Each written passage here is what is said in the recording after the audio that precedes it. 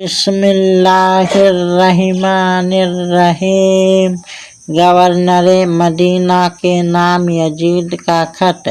یزید کی تخت نشینی کے بعد اس کے لیے سب سے اہم بڑا مسئلہ حضرت عبداللہ بن عمر رضی اللہ عنہ، حضرت امام حسین علیہ السلام اور حضرت عبداللہ بن زبیر رضی اللہ عنہ کی بیعت کا تھا، کیونکہ ان حضرات نے یزید کی ولی عہدی کو قبول نہیں کیا تھا۔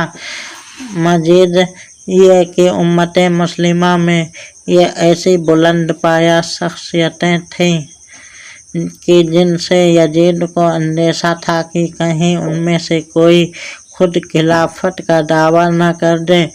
چنانچہ یزید کے لیے اپنی حکومت کی بقا اور مضبوطی کے لیے ضروری تھا کہ وہ ان حضرات سے بیعت لے۔ اس لیے تخت نشین ہوتے ہی یزید نے مدینہ کے گورنر ولید بن عقبہ کو امیر معاویہ کی وفات کی خبر بھیجی اور ساتھ ہی یہ حکم نامہ بھی بھیجا کہ اما بعد فخرج حسینا و عبداللہ بن عمر و عبداللہ بن الزبیر بالبیعۃ اخذا شدیدا لیستوفیہ رخصت حتی فبایعوا۔